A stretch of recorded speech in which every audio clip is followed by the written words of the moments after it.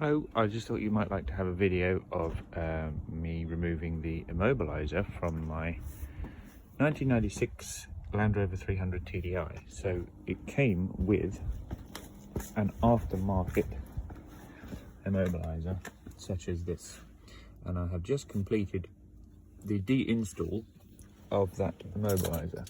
The reason being is that I had this key fob which you used to plug into here, and you'd get a red light and then off you go, and that would be fine. When I got the vehicle, it came with two of these, and one of them failed, which I don't know why it was, but it did, and that only left me with this one, which I thought, well, if that fails too, the vehicle is going to be completely immobilized. So I did watch a couple of videos on YouTube, and this thing basically used to light up, and then you would use the key to turn here. Now I've just completed the deinstall here and tested it, so it now works, and I thought I'd give you some idea of what you're looking for. So if you have a Jap one that is a Japanese import and has come with one of these or similar, I started by taking all the dashboard apart.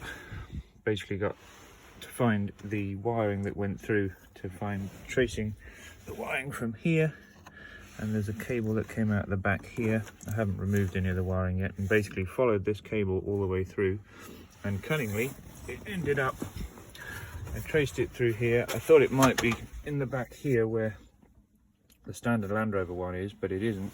It was a box down here behind the glove box, and it was tucked in up here, just held with one self-tapping screw. Now this is the one that I had, which is the auto watch one, and it was working fine, apart from the fact that if I'd lost that last immobiliser, it would have left me stranded. So I basically checked the wiring on here, and the one you can see in the top here is the one that was the push button bit for the driver to use. These other two here, with lots of black wires all coming out, totally unidentifiable, actually trace their way all the way back through behind the dash. They came up through in here. I don't know if you can see that, just in there. You can see one there, and it comes back through, and it came into here. So what you got was this one, which was fused, and basically one of these wires went into this brown wire here, which is fairly heavy duty. You can see where I've remade the connection, and all that was spliced into that connection. It didn't actually cut the wire, it was just put in with that one. And then you had these other two here. The white wire, actually it's white and red, was cut and then spliced out to these two connections here, which go back to the box. And then you had a fuse which was into this green and white wire, I think. Or have I got that wrong? Basically it was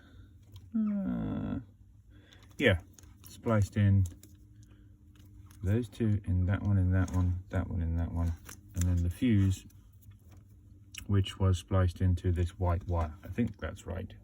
Basically you can see which wires, it doesn't really matter what this was, you can see which wires should be needed to be connected up because they're the same color. That's that one, that's that one, and there was another one over here onto this fuse block here, which basically was this yeah, green and white wire was just cut with a splice into the box, so I remade that connection. Connected the battery up. Don't forget to disconnect the battery before you start messing up with live wires. And we now just put the key in, wait for these to glide up. This is now not powered, no power or anything to that, we've bypassed it. Glow plug light goes out, and off we go. So hopefully that will give you some idea if that's what you're looking for. I left it running for about 10 minutes to make sure that the fuel pump wasn't going to give up or anything weird like that. Don't forget to disconnect the battery, and hopefully that will give you some idea as to what it is that you need to look for if you've got a Japanese import with an aftermarket immobiliser on it. Thank you.